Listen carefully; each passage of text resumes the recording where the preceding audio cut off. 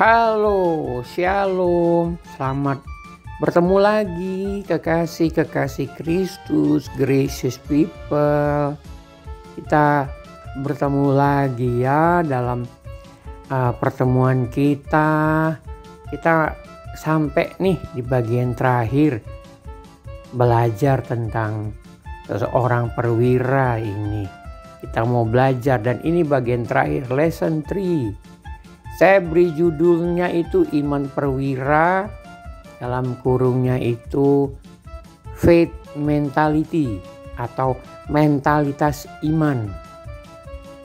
Oke, bagi Anda yang belum mendengar lesson 1, lesson 2, yuk Anda mulai ulang, dengarkan lagi. Atau kalau belum, ayo dengarkan yang sudah diulang. Gak apa-apa kok, Anda makin mengulang, Anda akan menangkap secara utuh. Sehingga Anda tidak menyampaikannya jadi salah, setengah-setengah. Nanti orang yang dengar setengah bilang, kamu dengar dari siapa? Dari Pastor Riz. Wah, ngaco nih Pastor Riz nih. Ya padahal saya gak ngaco. Anda yang dengernya itu setengah-setengah.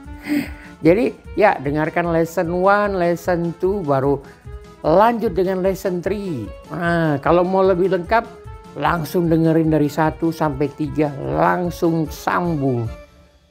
Kan sekarang tidak panjang-panjang ya. Puji Tuhan, yuk sebelum kita akhiri ya Lukas 7 ini. Ya sambil Anda siapkan Alkitab boleh dibuka, Ibu Gembala akan pimpin kita doa terlebih dahulu. Silakan Ibu Gembala. Mari kita satu dalam doa. Kami bersyukur ya Bapa untuk kebaikan-Mu dalam kehidupan kami. Kembali kami akan belajar dari kebenaran firman-Mu, Kristus, yang akan menguatkan kami, memulihkan kami, dan mengubahkan cara berpikir kami. Dan Roh Kudus yang akan mengajar kami, menuntun kami, sehingga kami mudah memahami.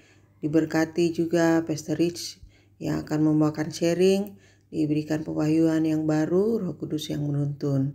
Terima kasih Bapa, kami menyerahkan waktu ke depan ke dalam tangan-Mu. Dalam nama Tuhan Yesus, haleluya, amin. Amin. Terima kasih Ibu Gembala.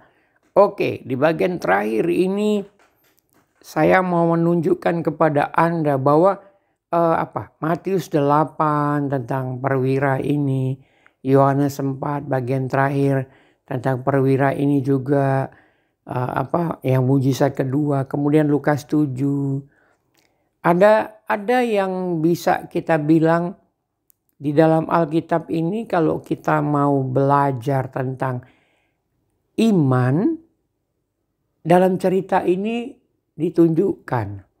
Nah, kita nggak mau melewatkan begitu saja. Kenapa? Pasti kita mau kok seperti perwira ini. Kenapa mau?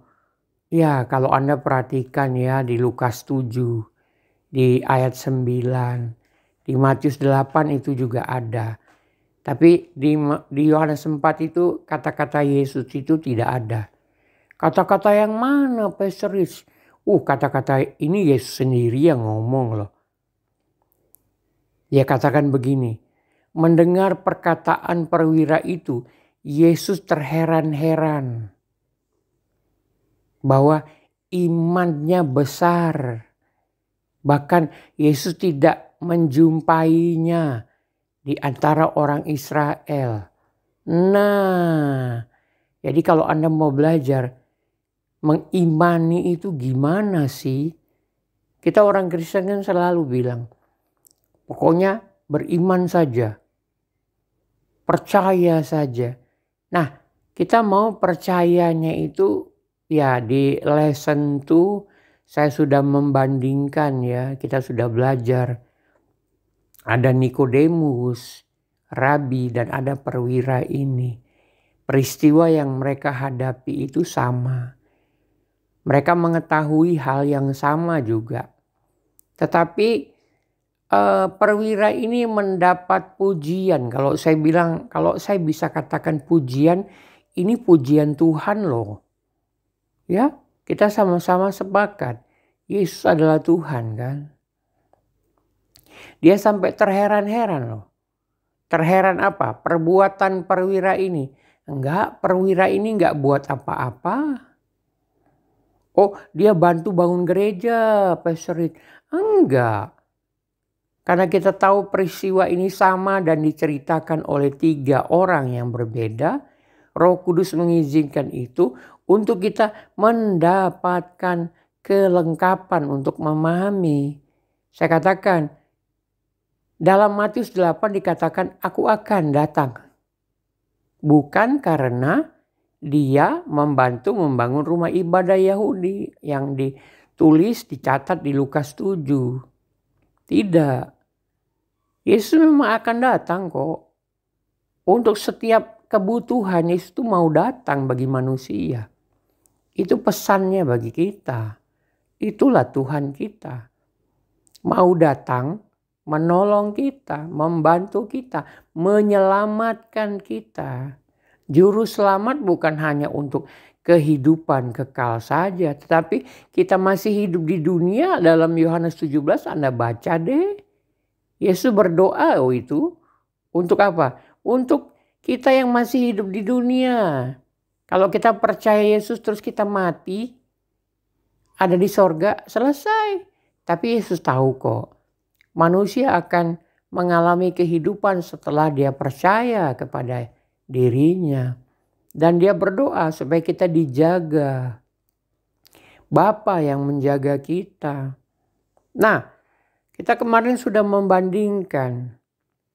Perwira ini menunjukkan sesuatu di dalam pikiran melalui perkataannya itu. Yesus menangkap hati dan pikiran dari perwira ini. Dan itu yang membuat Yesus terheran-heran. Dia katakan iman perwira ini besar. Bahkan Yesus bilang, aku gak pernah menjumpai di antara orang Israel. Nah, saya bertanya dalam diri saya. Saya ngobrol dengan Ibu Gembala, saya tanyakan, sayang, menurut kamu apa maksud Yesus terheran-heran itu ya? Yesus bukan terheran dengan perbuatan agamawi dari perwira. Enggak, perwira ini Romawi, penyembah berhala dia. Apa yang dia buat? Enggak ada. Enggak ada yang bikin Yesus heran. Tapi perkataannya itu, berdasarkan pikiran dan hatinya itu yang membuat Yesus heran. Makanya saya ngobrol dengan Ibu Gembala, menurut kamu sayang apa ya? Nah, saya sebelum menyampaikan ini, pertanyaan itu muncul di pikiran saya, di hati saya. Saya berdialog. Jangan aneh ya kalau saya bilang berdialog dengan Roh Kudus. Ya Roh Kudusnya ada di dalam setiap kita kok. Boleh diajak ngobrol, Pastor Reed? Ya boleh lah. Gimana cara ngobrolnya? Tahu ngobrol gak sih? Sering nonton podcast atau dengar podcast kan kalau sekarang ini. Ya ngobrol aja kayak begitu. Melakukan tanya jawab, berdiskusi. Memang Roh Kudus mau, Pastor Reed? Ya maulah. Orang dia pribadi yang Yesus mintakan kepada Bapa untuk menolong kita. Bahkan dia berada itu selamanya. Bersama terus dengan kita. Saya ngobrol. Saya bertanya dalam hati. Terus bertanya. Perwakilannya saya tanya ke Ibu Gembala. Tetapi sebenarnya pertanyaan itu juga saya tanyakan kepada Roh Kudus. Kenapa? Ya dia yang tahu kok. Dia akan mengajari segala sesuatu. Itu ada di Yohanes 14. Anda cari saja ya ayat itu untuk Anda yakin bahwa ini bukan pengajarannya Pastor Reed. Enggak, ada kok di ayatnya. Saya menyampaikan ini ya saya mau Anda mencari ya. Supaya Anda menemukannya dan kalau menemukan itu pasti bahagia kok. Ini dia ayatnya. Yohanes 14. Ya betul. Ini ayatnya. Itu dia. Begitu Anda ketemu, Anda akan senang sekali. Nah, Waktu saya merenungkan ini, Yesus terheran-heran itu, Roh Kudus membawa saya di dalam alam pikiran saya. Dia membawa bagaimana sih kehidupan umat pilihan ini, bangsa Israel ini. Dan karena Roh Kudus memaparkan ya, dia paparkan kehidupan bangsa Israel itu, saya jadi mengerti, oh iya, Yesus terheran-heran karena apa? Begini saudara, kita bisa lihat ya bagaimana kita bisa baca, kita bisa renungkan bagaimana kehidupan bangsa Israel waktu mereka masih di tanah Mesir sampai mereka keluar, sampai mereka dibawa masuk ke tanah perjanjian. Dan gambaran secara intisarinya kita bisa lihat di kemarin di lesson 2 Nikodemus. Saya bilang Nikodemus menyamakan dirinya dengan Yesus. Harusnya dia seperti perwira itu. Sadar, aku manusia. Aku tuh jauh banget dengan Tuhan. Nikodemus gak bilang Yesus itu Tuhan, tidak. Tetapi dalam pikiran dan hatinya dia mengerti sekali bahwa ini bukan manusia biasa. Kalau orang Yahudi harusnya menganggap dia bukan rabi biasa. Ya, yuk dengerin lagi lesson 2. Nah, kalau Anda renungkan bangsa Israel itu, contoh sederhana, Anda simpulkan saja. Bagaimana sih orang Israel ini terhadap Tuhan? Anda bayangkan ya, waktu mereka keluar dari tanah Mesir, mereka itu tidak melakukan apa-apa loh. Tidak melawan Mesir, tidak. Allah sendiri yang membawa mereka keluar. Nah, akhirnya ada satu, Anda bisa cari di Keluaran ya. Sebelum 10 perintah Allah itu diberikan di Gunung Sinai, di bawah kaki Gunung Sinai itu Musa kan mau naik nih. Dan Allah mengatakan nih, Musa kamu kasih ingat ya kepada bangsaku, bangsa Israel, bahwa aku yang bawa mereka keluar ke Mesir. Ini Allah sangat baik loh. Mungkin manusia bisa lupa kan. Allah tahu manusia pelupa. Dia minta Musa mengingatkan. Musa kasih tahu ya, aku yang bawa mereka keluar dari Mesir. Dan Allah menyampaikan tujuannya. Dia bilang, aku mau jadikan mereka bangsa imam. Nah bayangin tuh. Baik sekali ya. Sangat luar biasa Allah kita ya. Allah Israel itu.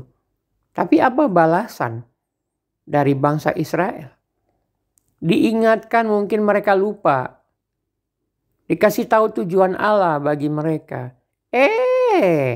Malah mereka bilang, Kol diber Adonai naaseh. Itu bahasa Ibrani ya. Yang artinya, apapun yang Allah perintahkan dapat kami lakukan. Wow. Anda bayangkan, mentalitas budak kan. Oh iya, 400 tahun mereka diperbudak di Mesir. Anda bisa bayangkan, kayak kita lah kan. Kita kan sekian ratus tahun dijajah kan.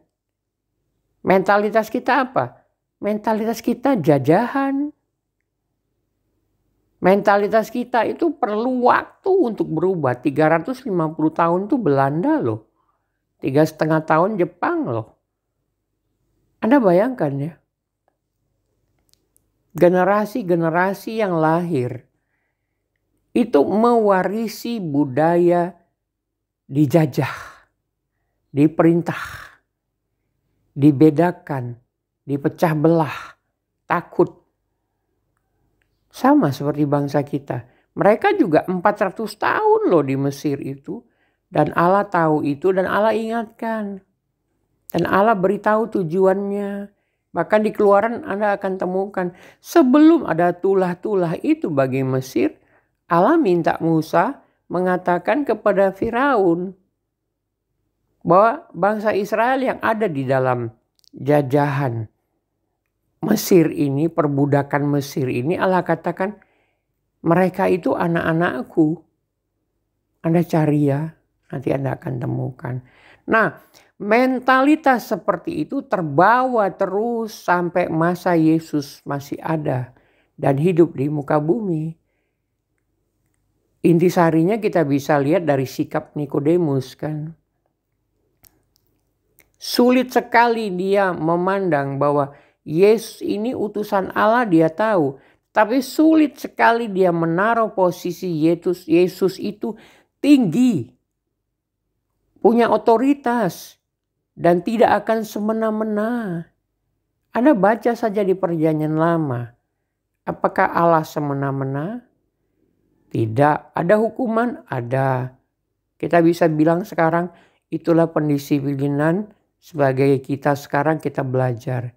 Kita bersyukur Allah tidak mau menghukum kita, tapi malah menyelamatkan kita.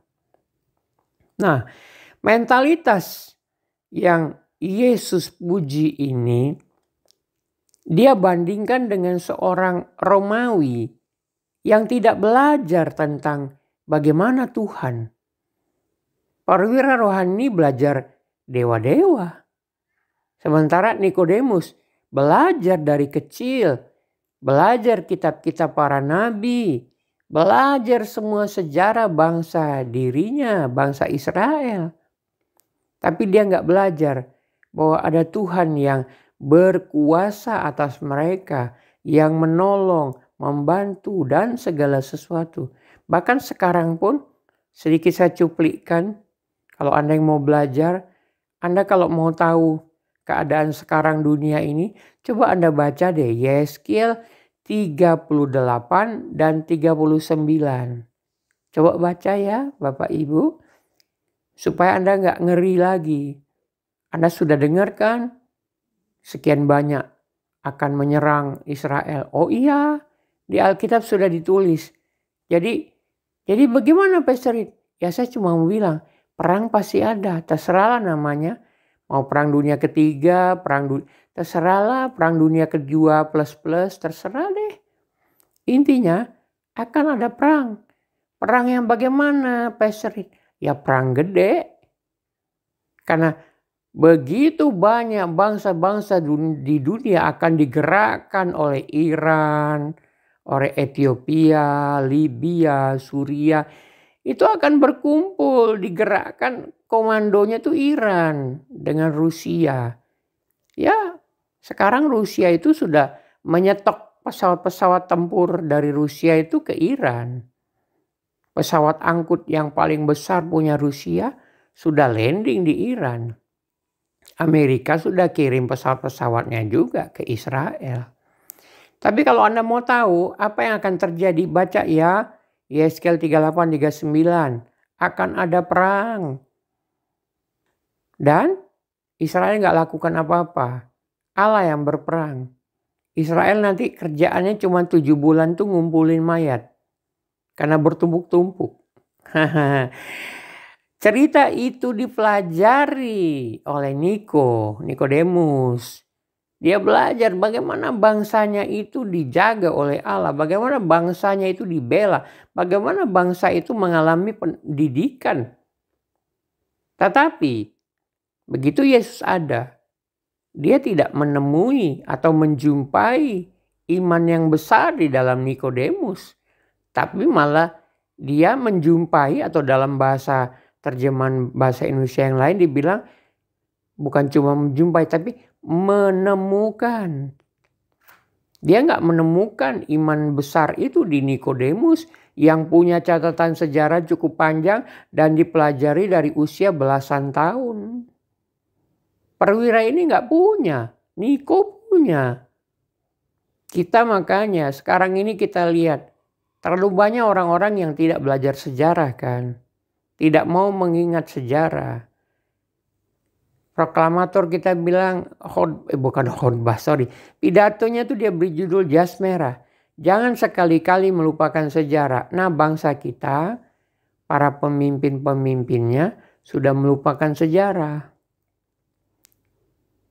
Nah Niko itu lupa sejarahnya. Dia gak bisa melihat Tapi perwira ini dengan melihat Yesus, mendengar dia, tindakannya, Yesus bilang imannya besar. Itu yang kita bisa pelajari ya. Mentalitas kita sebagai orang percaya. Kita harus ingat posisi kita. Kita ini orang berdosa. Upah dosa itu maut. Kita ini mati. Kita ini kalau dibilang tidak percaya Yesus itu, orang-orang yang tidak percaya Yesus itu kayak zombie. Mayat hidup. Kenapa? Ya dia gak punya kehidupan kok. Mati sebetulnya. Begitu kita menjadi believer, percaya kepada Yesus, kita dipindahkan dari kematian kekal kepada kehidupan kekal. Dipindahkan dari gelap kepada terang. Perwira ini sadar itu. Walaupun dia nggak punya sejarah. Dia belajar tentang siapa Yesus sebelum inkarnasi dia lahir jadi manusia. Niko belajar. Tapi ya itulah. Karena para rabi pemuka agama Yahudi itu, tujuan mereka belajar itu untuk menjadi lebih dari yang lain. Lebih dari yang lain. Aku lebih tahu, aku lebih pengalaman, aku lebih tua. Bukankah banyak kita orang Kristen bersaing di pengetahuan? Akhirnya mulai ada yang tuduh sana, tuduh sini. Bilang ini, bilang itu. Kenapa sih kita nggak punya hati seperti Yesus? Kalau dibilang tidak mungkin tidak ada penyesatan, ya sudah. Tapi bukan hak kita juga untuk bilang kamu begini, kamu bahkan disebarin di media sosial. Sudahlah, yuk kita belajar dari perwira ini punya mentalitas iman.